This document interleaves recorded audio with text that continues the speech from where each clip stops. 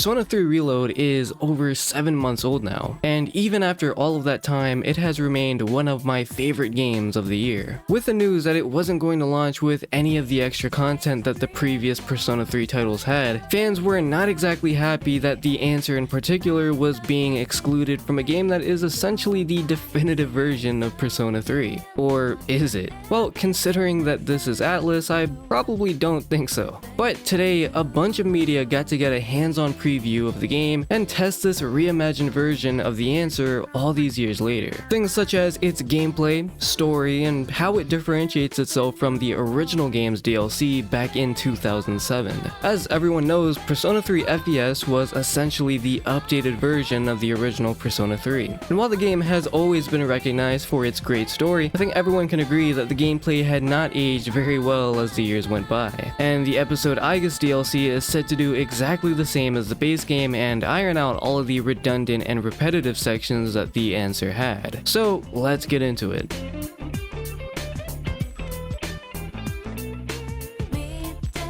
There are a lot of upcoming JRPGs this year, so if you don't want to miss out on any new videos, do not forget to like the video and subscribe, as that support really does go a long way. Just a quick heads up, minor spoiler warnings for the beginning of the answer, so feel free to skip ahead if you want to go completely blind here.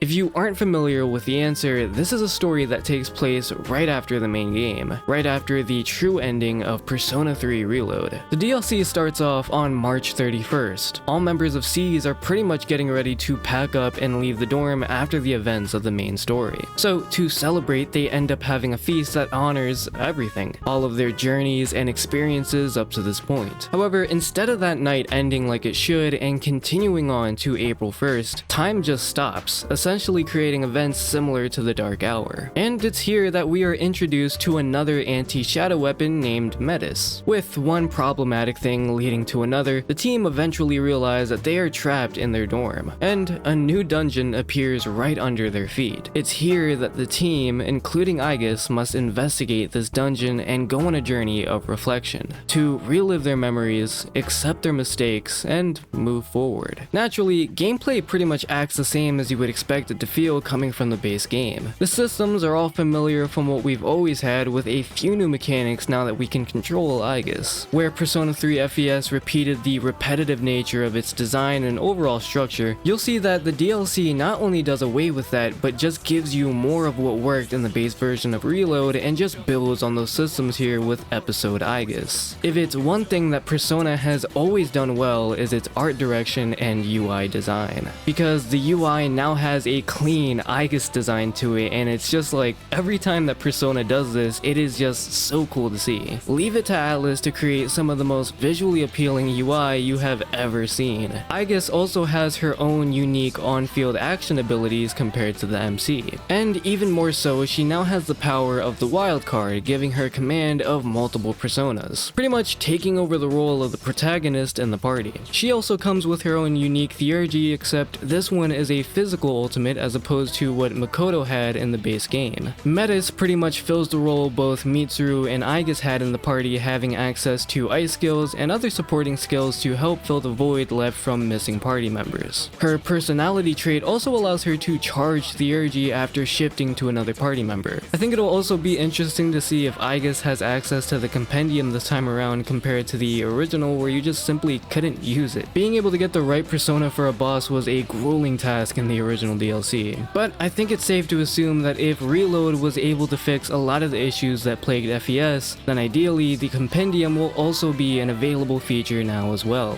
Another thing that is new, however, is how Aigis can approach her enemies on the field. With other protagonists in the series, you would either need to sneak up right behind an enemy, or in later games acquire upgrades to let you approach more swiftly from a distance. But here, initiating battle from a long range comes as a default mechanic to Aigis' kit. So being able to get the drop on enemies seems a lot more forgiving here than it does with pretty much any of the protagonists in the series. Some of you may also be happy to know that there are remixed guest tracks from the base game, including one from Mass Destruction. And to no one's surprise, it is absolutely amazing. I am looking forward to the music and just seeing how many new tracks and remixes this expansion will have, given that this is 30 hours in length. But so far, everything seen here from previews and footage just seems like a really great one-to-one adaptation of what the answer was, all while providing quality of life changes from Reload and just improving on those systems overall for episode Aigis. If anything, some of the mechanics that we see here are going to be a lot more prominent and polished with Atlus's much anticipated new game in Metaphor ReFantazio.